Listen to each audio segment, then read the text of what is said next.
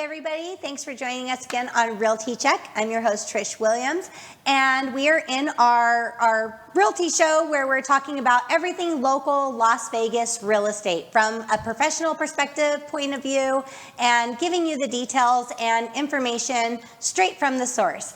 If you're watching our show and you've been following it, please take a moment to like, comment, share it with your friends. If you're tuning in, you can follow us right here on Facebook, on YouTube, or we're also able to be downloaded on Amazon Music, iTunes, Spotify. If you drive a Tesla, tell it to play Realty Check with Trish Williams and it will. So keep on watching, listening, and sharing with your friends. We really appreciate it.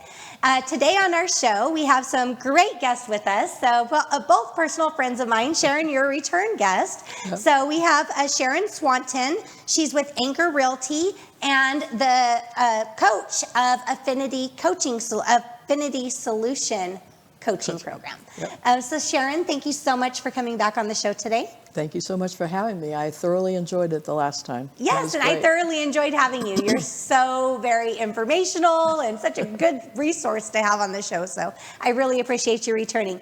And Ciarra Craig is with the Hernandez Craig Group at Keller Williams, the Marketplace One. Why did I stumble on that? Because I very well know this company. But Ciarra, thank you so much for coming on the show for the first time, and I really appreciate having you here today. Thank you for having me. Yes. So Sharon, I know you've been on the show before, but just tell us a little bit about yourself so our guests can get to know a little bit about who you are.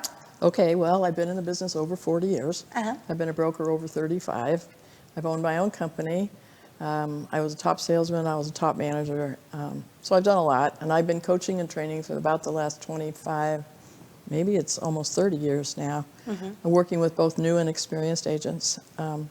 My coaching is primarily around mindset, and I find that frequently when people are struggling in their business, it's because there's issues going on either with mindset or in their personal life that are getting in the way, and so what we work to do is figure out what those are, get them out of the way so that people can make as much money as they want and still have a life. Yes, absolutely. And mindset is the number one thing that holds us back. So yes, that's a great thing to focus on.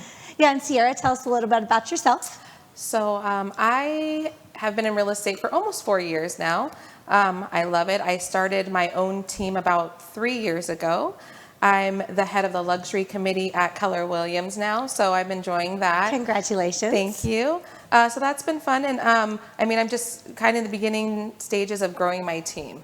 So that's been an exciting little challenge that we're having right now, but I'm happy and excited to see where my team goes in the next couple of years. Absolutely, I'm excited to see it too. Yeah. And yes, definitely building a team is not as easy as it looks from the outside. So I know that firsthand. It is definitely a struggle. So, yes. So good luck, best wishes, and I know you'll be successful at it. So that's great. Appreciate it. So today on the show we have a few things to talk about. You know, of course, we always start off the show with talking about market and inventory. I did check inventory this morning. As of this morning in Las Vegas, there is 3,434 single family homes on the market. Again, we hear all this, inventory's rising, the market's slowing down, and oh my gosh, if you turn the clock back 2 years and you said there's 34 homes on the market, no one would even think that was concerning at all. Do you guys agree? Yeah, I would agree, definitely. And being new to the market, being new to real estate in general, I don't think that's too concerning. Well, absolutely. That's less than a 1 month supply. Less than a 1 month supply. That keeps us all on our toes. Exactly. Yeah. And after coming out of the last few months, it does seem like it's a lot more just because we were, averaging 1,700 and 1,800 homes on the market during the spring. But that doesn't mean that we're in danger. Exactly. It just means that we're turning back to, not normal, but, regular. I think the market is shifting. I think by the end of the year, we're going to see something that is more like normal. And the way you can measure that is look at the number of price reductions, look at the number of days on the market. And as you see more price reductions and more days on the market, you're going to notice then that the inventory begins to build. And it doesn't have to build high, But building at all is helpful because really either extreme of the market is tough on agents, really hard on us. Yeah, I agree. And I think that it's just we were in a market where everybody was trying to get what they could get.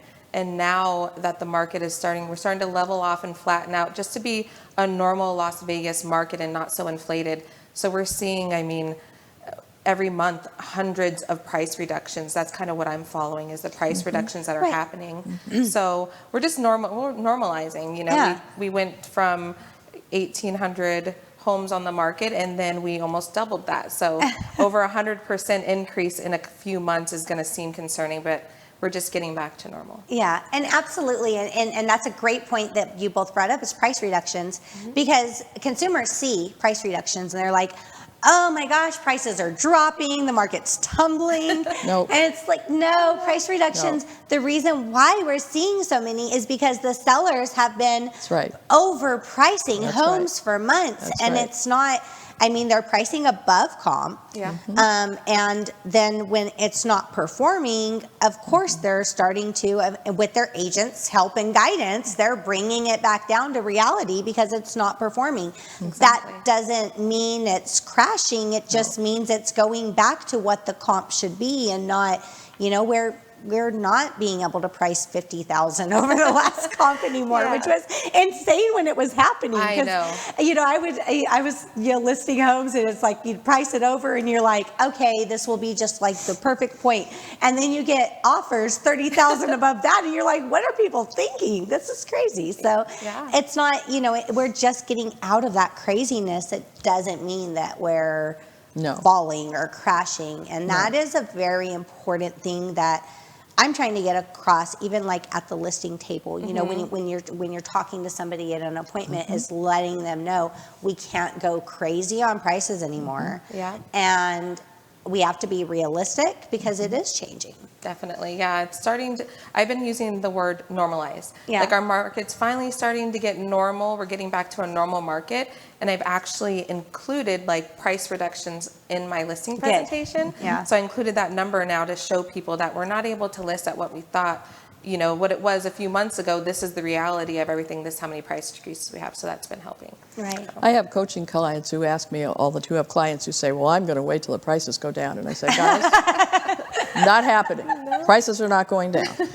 They are leveling off, which means they're not going up like a skyrocket, but they're not going down. And so anybody who's waiting around for that is going to be sadly disappointed because that's not what happens. I mean, I've been through 3 market changes that were major. And I've never seen, one time we saw prices drop dramatically. But normally, this is more normal. Normally, they just level off and then they stay there.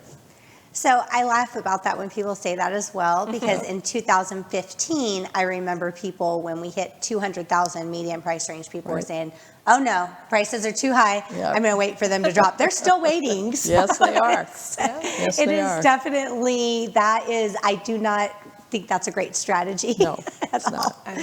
At all. And it's very important for like sellers and consumers to understand.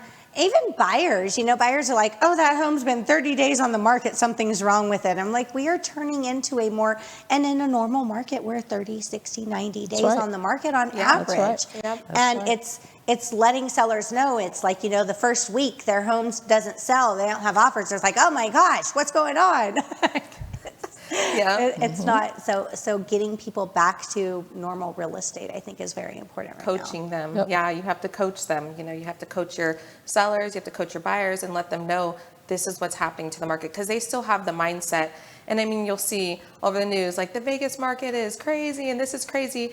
Yes, it was a little crazy a few months ago, but now that we're normalizing and we're getting more into a stable market, people have to know that it's, you know, you're not going to see the, you know, may not see the 20 offers in 3 hours when your house hits the market of $50,000 over. So as long as you're coaching them and letting them know the actual facts, it's you should be able.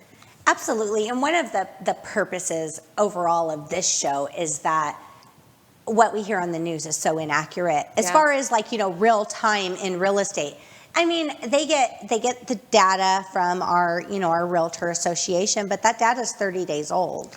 The media has never been our friend. And all the years I've been in the business, if you watch the news week after week, every 2 weeks it changes. So Yeah. 1 2-week period, everything is great and it's wonderful. 2 weeks later, oh my God, it's all falling apart. Yeah. It's just not our friend. Yeah. They have never been our friend. And that's really the purpose of why I put this show together, is so that consumers and people out there can have real insight from real professionals. And we might not all agree at all times, but we definitely are all in the business. Yep. And that is more resourceful to the Right. consumer, I believe.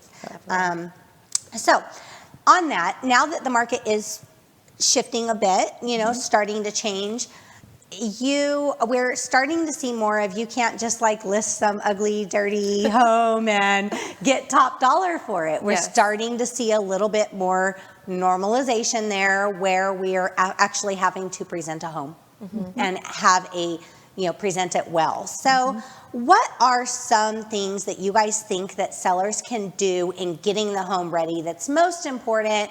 I know that I feel like I don't know if it's an old school way of thinking, but I hear this often of someone's like, oh, am I supposed to paint all the walls white? And I'm like, no, that's going to look like a rental. Like, don't do that.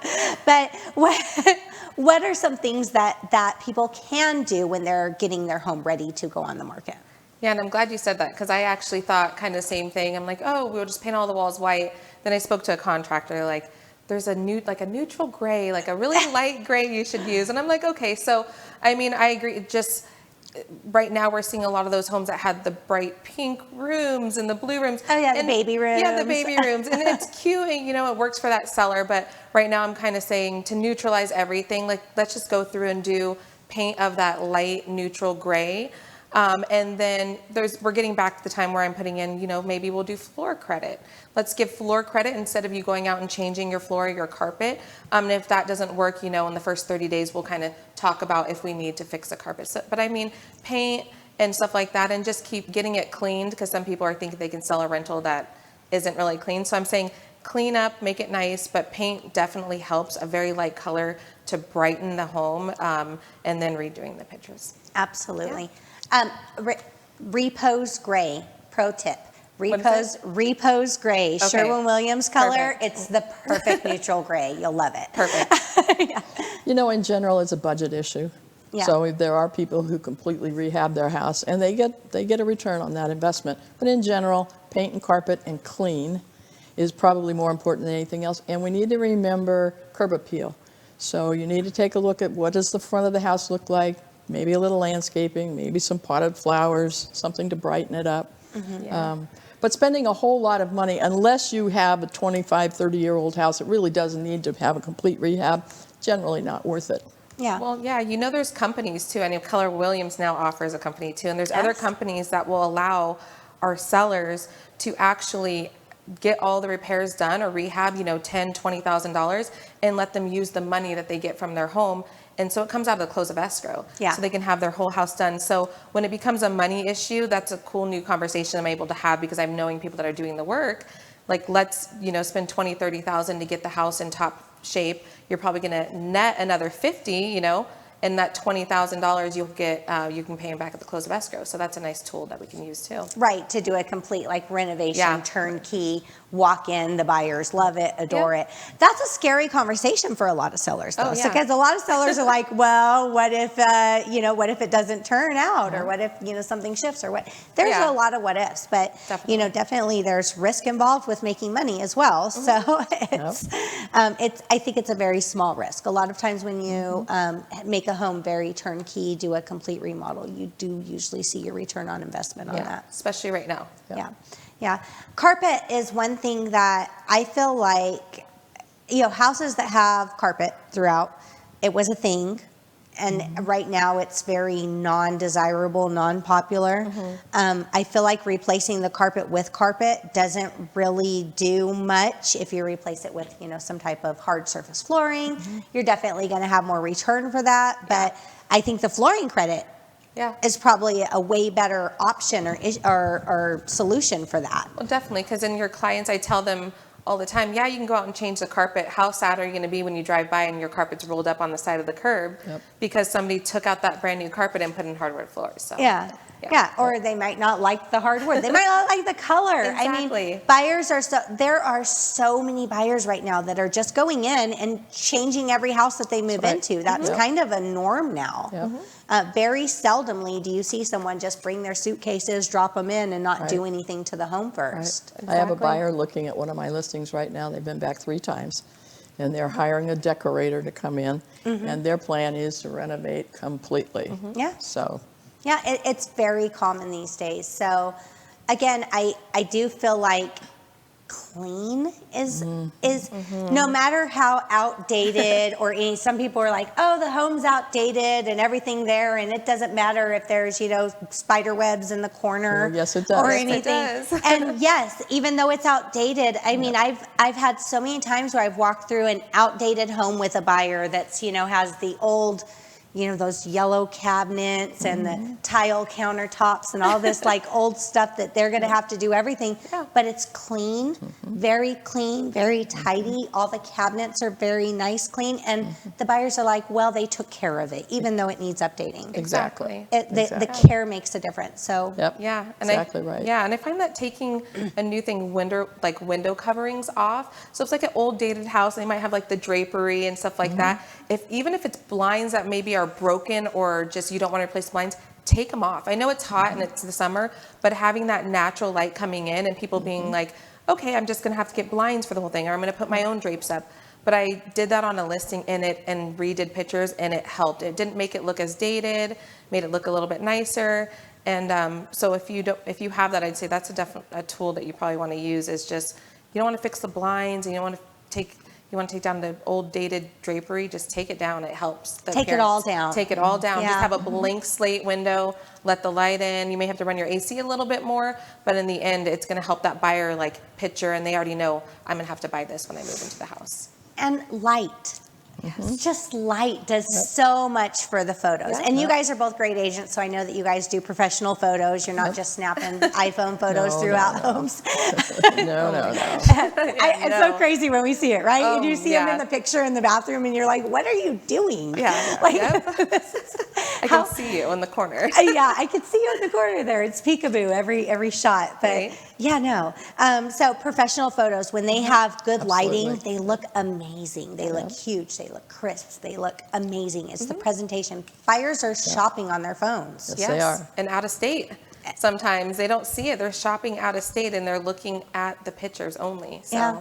And I've been that person that's told buyers, when we're looking for something, looking for a deal, or just having a rough time in the market, I'm like, start looking at the listings that have the crappy looking photos. There's probably something good there. Exactly, right? Nobody wants to see it because they go, oh, those photos look bad. But when you see the actual house, it has potential. Yeah, you're like, wow, what, someone missed this just because the photos were awful, it's sometimes you can find a great deal there. I agree. Just because of the bad presentation. So that makes a big difference. So hire the right agent.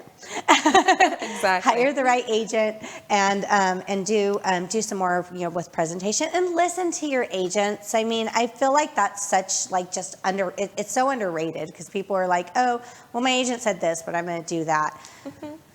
There's a reason why we're here. Yeah, there's a reason why we're professionals. We get licensed, and we actually have a license. We know what we're doing. This is our job. This is our career. We're not just doing this for fun. And if you just listen, like you said, to the news and to your family and your friends, and well, Zillow told me my house is this, and everybody's telling me my house is this, and I can get a buyer. It's just listen to a professional. Absolutely. I agree with that. Yeah. On the note of professional, let's talk about professional courtesy. As realtors, there's over 20,000 realtors in Vegas, I think, last I checked. Yep. I keep on hearing these numbers growing, and I really don't know. I haven't been tracking the numbers either. You guys know the numbers? It's close to 20. It was right around the pandemic in 2020 when everybody started getting into a lot more agents got into real estate after, unfortunately, losing their job or just being able to get a new career. It was almost at 19, and now we're closer to 20,000 new real estate agents. So there's a lot of us in the valley. Yeah, and it can get crazy out there. It can. So it can be a competitive business, and I feel like that's so much with the environment that you're in, because I don't feel like I'm in a competitive environment. I'm friends with a lot of realtors, and even though we're competition, everyone has their value. I think people definitely. confuse competition with adversarial. Okay. We are not in an adversarial relationship with each other. Your job is to represent your client, my job is to represent my client, but in the end, we're here after the clients are gone. And so the truth of the matter is telling the truth, saying what's so, being able to express yourself well, returning phone calls, creating a good relationship with the other agent doesn't damage your client at all. And in fact, it may help you iron out the problems that occur after you've ratified the contract. Definitely. Because the negotiation really begins then. Yeah. Most of what we do with each other and for our clients happens after we've agreed on basic price and terms and what goes Exactly. on during the escrow. Yeah. So it's extremely important that we have good relationships with each other. Because I know there have been times, and especially in a multiple offer situation, when I've been successful simply because of my reputation or because I knew the agent and they knew that they could trust me and that what I was saying was so. Yep. Absolutely, with Definitely. me too. And there's times that I've always believed in the principle you catch way more bees with honey, right? That's right. Yeah. There's no reason to be rude to people. Never. Exactly. And no reason Never. to be mean. That Nope. doesn't get you any benefit. You know, it doesn't get your way. That's, I don't know, it's crazy Well, and mindset. people remember that. You Yeah. know, I've been in markets where agents have been shut out of the market because of the way they treated other agents. Now, obviously, that was a small town. Yeah. But still, you know, you think the market is big. You have 20,000 agents. In every market I've been in, the market's controlled by less than 20% of the agents in that market. Yeah. And that is true here as well. Exactly. That's not that many people. Yeah, and So your reputation actually does precede you. I have met people who say, "Oh, I know who you are," and I think, "Really? How do you know that?" I mean, really, Yeah, it surprised same, me, yeah. but they do. Yeah, So, they do. and we tend to work with the same co-op agents Yes, over we and do. over again, Yes, we because do. there's a lot of people doing a lot of business, and there's a lot of people that are not doing a lot of business. That's right. And yeah, I've seen that before too, where I've kept a good relationship, you know, worked really well with another agent, and I'm out with a different buyer at some time, and Yep. they're like, "Hey, you know, I seen that you made an offer on this listing and it didn't get accepted, but I have this other one coming up. You know, you Right, want to exactly. tell your client about it. It's going to hit the market tomorrow." It just gives us better, keeping nice, playing nice with people gives Yep. us a better opportunity. And Definitely. we've done that before You did too with that each other. me, with each other. Yeah, it's great. I love that. And I mean, we're in the relationship and we're in a people business anyways, but the relationship business, not just with our clients, but with other agents. Because once you work with a bad agent, everybody in your office knows. And then you're keeping track. You're like, oh, that name came up again. So it's just, don't be that agent. You know, we got into a market where you have the multiple offer situation. And I found with having 20,000 plus agents in the market, multiple offer situations with a lot of agents that haven't been in the business that long, we were running into those, they won't call me back, nobody's responding to me, I'm not getting a rejection letter. So it's just those little things, like making that phone call, letting everybody know, you know, calling all 20 agents, even if I'm like my assistant, here's all the people you have to call, here's all the rejection letters that you have to send out. Yep. It's just people appreciate that. Everybody responds like, Yep. thank you for letting me know, or else those agents are waiting and blowing up your phone and people aren't responding. So it's just courtesy. You know, we all work together, and we're all trying, well, most people are trying to succeed, like, and they want to see other people succeed. I know I do. So I give people the same courtesy when it comes to, you know, a listing or having a buyer in contract. So build relationships with your real estate agents, because it's 20,000 now. It will dwindle, like you said, 20%. So it's going to start going down, and the same people are going to still stay in that circle of that 20%. So building the right relationships with them, you're going to go far in the business, because people are going to want to work with you. Right. Yeah. Absolutely. Absolutely. And it's so important. And it's hard when you have a lot of offers come in. I've been on the opposite side where, you know, I felt like, you know, I felt awful. We had a lot of offers come in on this listing, and, you know, the listing had a tenant in it. They weren't allowing showings. We had so much delay because we're trying to work things out. And, you know, I get a 3-day response time on an offer. I didn't respond to them in 3 days. And I didn't want to respond to everybody with something when we don't have a decision yet. Yeah. So it took a week. Yeah. It took a week, and then we responded, and we, we were working through some things, and then the sellers, one of the offers that came through, they just said, this is it, we want it, and we, closed it then. So then I had to respond back to everybody and say, even though we were trying to work out this, sellers decided, and the sellers make that decision. It's not my fault, 100%. But at the same time, I had a lot of people upset, a lot of people angry because of the response time took so long. And there wasn't, in that situation, I was doing the best that I could. And it was, it's not always easy, and it's just understanding, Being patient. Well, I Being think- patient in this market. Just I think that's the downside of multiple offers, I have to tell you. I mean, I was talking to somebody one day and they said, oh, we're getting 25 offers. I said, why in the world would you want 25 offers? That's 24 offers you have to reject. Yeah. You're only going to sell the property one time. So why would you want that? I mean, I know sellers are very impressed by that, but the reality is, if you think of the amount of work that's involved in managing that many offers, truly, it's not really to anybody's advantage. I think we're going to see less and less of that. I don't think we're seeing multiple offers right now the way we were. And I do think communication is extremely important. I think even if it's just a quick email, maybe it's a mass email that you send out to everybody that says, we're working on it, can't talk right Exactly. now. I mean, that's really important. And I think as a buyer's agent, if you show a property and you get something from a listing agent asking for feedback, I think it's really important that you give that feedback, because the agent needs it. The agent needs to know so that they can talk to their client about what your client is saying about their property. Exactly. It's the way we manage our clients, and so we need each other for that. We need that communication. It's just communicating, but like in the market that we had, and we're kind of getting out of that, but the market that we were in, it's about being patient. Like, I knew, even if I put an expiration date, sometimes I call, I'd be like, I'm just going to do 5 days, or a week. So knowing that this house is going to have multiple offers, I'm not going to tell them to respond within 24 hours. So knowing that as an agent, and then also being patient with the other agent, just communicate like, hey, I sent my offer, get back to me when you can. Because some people, they were getting angry and they're upset. Why aren't you not responding to me? But you have to understand the market that you're in, and that you're not going to get a response right away. So, but as long as you're responding as an agent, period, whether it's a week or 2 weeks later, I think that communicating is just really important. Yeah, and I always, I answer my calls. When people call, I return every call. So if an agent picks up the phone and calls me and asks me for an update, I'm going to tell them what's going on. Yeah. But it's, there's... We developed some very bad habits back in the REO days. And one of those was not listing agents not returning calls. I actually terminated an agent for that, because it was causing our company to have a very bad reputation in the Valley. Returning calls is extremely important. There's a reason people called you. And if you can't return it, if you have an assistant, ask your assistant to return it. You just need, because we are in the relationships business, and we need all the relationships, not only with our clients, but with each other as well. Yeah.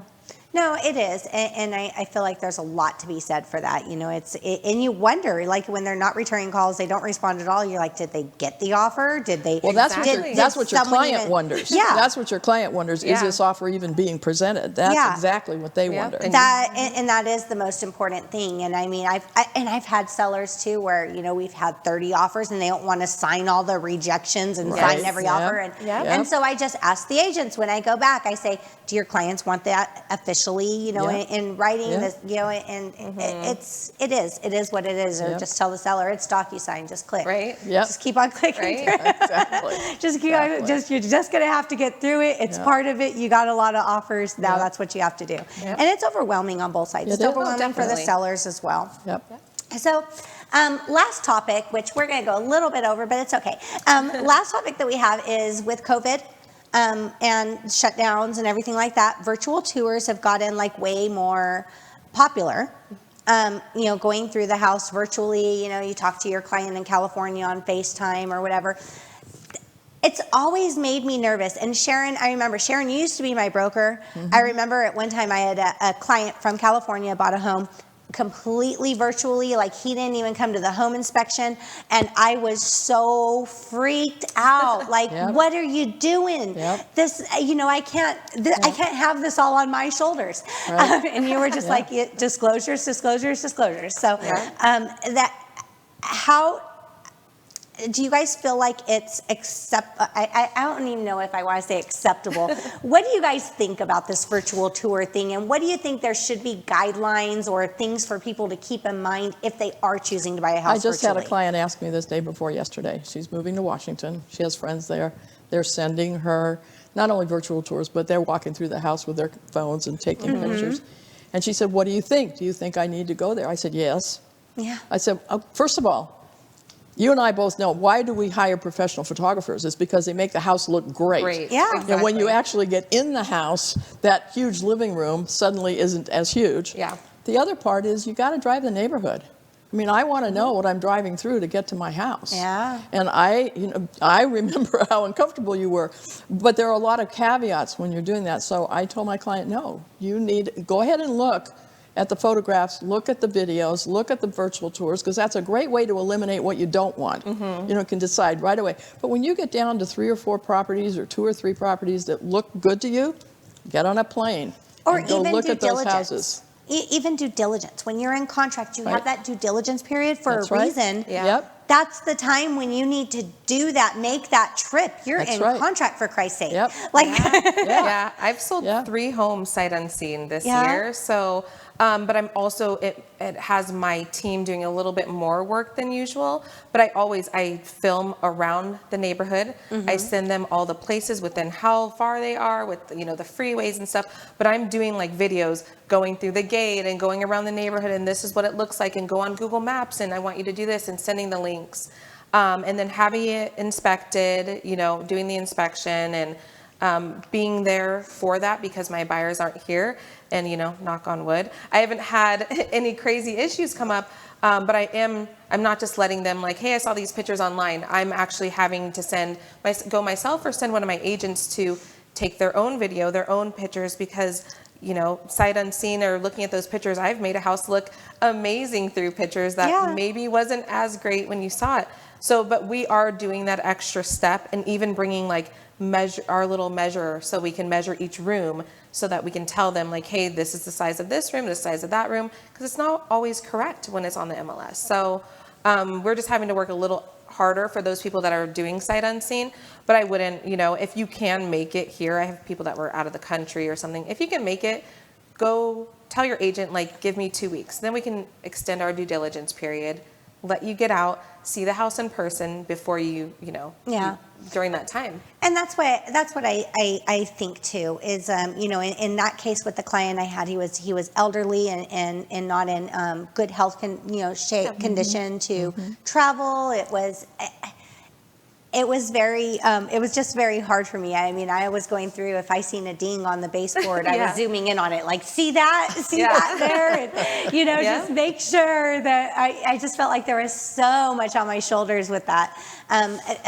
But it's more popular, and I've had on the listing side, a lot of times buyers are buying virtually, and I'm, ask the agent, is the buyer coming down? They're like, no. I'm like, not till closing. And then as the listing agent, I'm always nervous, like, well, what if the final walkthrough, something blows up? Luckily, knock on wood. Yeah, exactly. Nothing's happened yet. Yeah. But it just seems so risky to me. But Yeah, it is becoming a norm. I'm not so worried about the risk factor, but I think you have to remember that a whole lot of our job in a transaction is managing the emotional content of the transaction. And if we're not with the client and we haven't gotten into a relationship with the client, which is very difficult to do on the phone or by email, then when those problems come up, which they inevitably do, then you don't have the relationship to work your way through it. Exactly, So yeah. I think it's very important to build that relationship. And if you can't do it in person, then you certainly need to do it some other way, a Zoom call or some other method Definitely. for getting into relationship with people, Yeah. so they trust you, so that when the problems come up, you have the ability to help them manage their way through it. Yeah, because it's a huge investment, and they're not there to actually see the Right, home. right. So they're putting all that trust in you, that, hey, I'm buying this home, technically sight unseen. I'm trusting you to make those decisions. And so even when it comes to the request for repairs, the little dings, those, I'm like, cosmetic might be something, since you haven't seen the house, that we're going to ask for as well. So you have to do things a little bit differently, but if you build that relationship, I agree, it's definitely going to help your communication with your client. Absolutely. Yeah. Absolutely. And it's sign of the times that we're in, I guess. So Yeah. things change. That's one Exactly. thing with real estate is we have to learn to change a lot with everything. That's So exciting. that's fun. It's exciting, never boring. Yes, never a dull boring, moment. never a dull moment. Absolutely true. So thank you guys so much again for being here. And Sharon, if somebody wants to contact you, how do they get a hold of you? Where do they find you? They can email me at sharon.swanton@yahoo.com, or they can call me at 702-289-1537. Okay, well, thank you so much, Sharon. And not only do you do real estate, but you are a coach. I So am a if coach. you guys are watching out there, if you're in the real estate business, if you're a real estate professional and you need someone to help get your mind right, Yes. I would call Sharon. She's great. She's coached me, so I actually speak from experience. Awesome, awesome. And Ciarra, how do people get a hold of you and where do they find you? All right, so I'm at Keller Williams, the Hernandez Craig Group. They can email me at ccsellslv@kw.com, or they can, call or text. I always respond, Good. 702-275-8190. Great. And I'm Trish Williams. If you guys want to get a hold of me, just call me and text me, 702-308-2878. You can message me on here or any of that jazz. So thank you guys so much for watching. If you are watching the show, please take a moment, like, share, comment, follow us. If you're in the real estate industry, you're a realtor or someone that's in the real estate industry, considered a real estate professional, and you would be interested in talking with us here on the show at some time, reach out to me. You can message me, you can call me, however you choose to get a hold of me, but we'd love to have a variety of guests on the show. Thank you so much for being here, and thank you guys for watching, and have a wonderful week.